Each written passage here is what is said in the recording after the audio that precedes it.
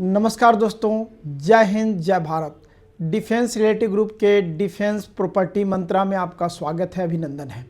जैसा कि आपको इंतजार रहता है, डिफेंस प्रॉपर्टी मंत्रा एक पाठशाला है जो रियल एस्टेट के ऊपर हर एक अपडेट हम आपको प्रोवाइड करते हैं। आप सबकी खास डिमांड पे आज मैं बात करने वाला हूँ नई पीढ़ी के बारे में, न्यू जनरेशन के बारे में, जो अर्ली एज में इधर एंटरप्रेन्योरशिप का जॉब ज्वाइन करते हैं और अपना जीवन यापन करने के साथ साथ शुरू करते हैं एक नई पारी, एक नया कैरियर। उनके लिए प्रॉपर्टी खरीदने, बेचने या एसेट क्रिएशन के लिए खास सुझाव। जो नई पीढ़ी में एक आम प्रवृत्ति देखने को मिलती है कि गैजेट्स खरीदना, मोबाइल खरीदना, गाड़ी खरीदना और महंगे से महंगा शौक़ रखना।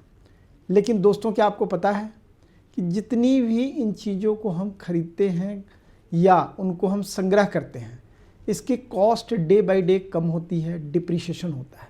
लेकिन प्रॉपर्टी एक ऐसी चीज़ है कि जिसका कॉस्ट बढ़ता है। तो आज आपको पूरी तरह से इस पे अपडेट करने वाला हूँ कि आप प्रॉपर्टी क्यों खरीदें, प्रॉपर्टी खरीदने की राह में बाधाएं क्या आती हैं। आपको समझाने वाले बहुत मिल जाते हैं कि अभी नहीं खरीदना है, म्यूचुअल फंड में जाओ, सिप करना है, ऐशो आराम की ज़िंदगी जीना है, पैसा रह के क्या होगा। लेकिन घर बहुत ज़रूरी है, घर की इम्पोर्टेंस क्या है, इसके ऊपर पूरी अपडेट आज हम करने वाले हैं। ट्विटर पे एक ख़ास ट्रेंड कर रहा है कि बेंगलोर की एक दंपति है, न्यूली मैरिड, जिनका सैलरी पैकेज दोनों को मिला के 25 लाख है। उनके पास कार है, महंगे गैजेट्स हैं, सब कुछ है। वो कह रहे हैं कि मेरा मंथली रेंटल जो घर का 90,000 जा रहा है और हाथ में कुछ नहीं बच रहा है। रीज़न क्या है? जो भी किराया आप हर महीने पे करते हैं उससे आपका कॉस्ट और बढ़ता है। चाहे आपकी सैलरी बढ़े, किराया भी हर साल 8 से 10% बढ़ता है। लेकिन जब आप घर ले लेते हैं, उसी को EMI में कन्वर्ट कर देते हैं, तो एक सबसे बड़ा फ़ायदा क्या होता है? प्रॉपर्टी की कॉस्ट बढ़ रही है, साथ के साथ घर आपका अपना होता है, एक ओनरशिप होती है। घर अपना नहीं होने का क्या नुकसान है, सामाजिक प्रभाव क्या पड़ता है, लॉन्ग टर्म इसका आपके फाइनेंशियल हेल्थ पे क्या फ़र्क पड़ने वाला है, आज एक एक उदाहरण के साथ आपको बताऊंगा, आपसे बात करूंगा और आप हमारे साथ बने रहिए। जहां भी आप हमारी बातों से सहमत नहीं हैं, अपनी राय ज़रूर दें और जहां सहमत है यस ज़रूर लिखें। अब हम बात करते हैं, सैलरी आपकी साल में कितनी बढ़ती है?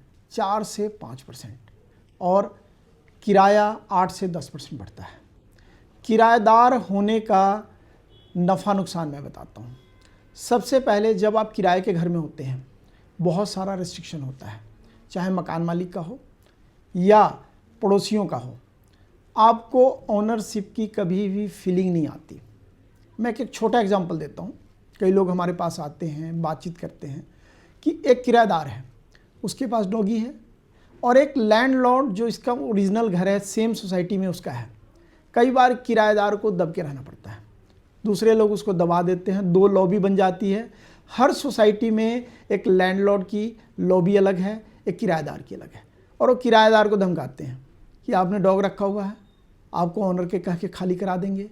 तो कहीं ना कहीं एक मानसिक दबाव पे तो आप कर ही रहे हैं, लेकिन सामाजिक, मानसिक और सोसाइटी का एक दबाव होता है। इसके साथ आपके बच्चे ड्राइंग रूम के ऊपर, जो वॉल के ऊपर अगर पेंटिंग बनानी शुरू कर दी, ऑनर आ गया तो धमकी मिलती है अलग से। तो फ्री लाइफ पैसे देके भी आपको लगता क्या है कि आपके बच्चों का बचपना खोता जा रहा है। कई घरों में हाउस ओनर का ये भी रिस्ट्रिक्शन होता है कि आप नॉनवेज नहीं खा सकते, ड्रिंक नहीं कर सकते, लाउड म्यूज़िक नहीं हो सकता। कई बार पड़ोसी कंप्लेन करते हैं कि आपके किराएदार हमें परेशान करते हैं। यह कहीं ना कहीं किराएदारों के लिए समस्या है। तो क्यों ना आप अर्ली एज में अपना घर लें, उसके अनगिनत फ़ायदे मैं बताने वाला हूँ। और जितने अर्ली एज में आप घर लेंगे, उसका आपको लॉन्ग टर्म समय मिलेगा पे करने के लिए।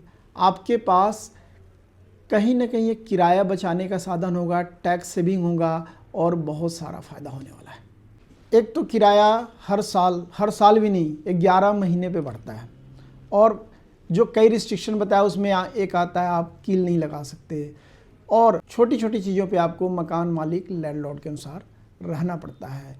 तो why not to have your own house. और स्पेशली जो अर्ली अर्निंग करने वाले बच्चे हैं उनके लिए विशेषकर यह मैं बताना चाहता हूँ कि आप उस बंगलोर की दंपति की तरह दब के न रहें कि पैसा तो खूब कमा रहे हैं लेकिन आपकी कमाई का अधिकांश हिस्सा जो किराए में जा रहा है, उतने पैसे को ईएमआई दे के अपना घर खरीद सकते हैं।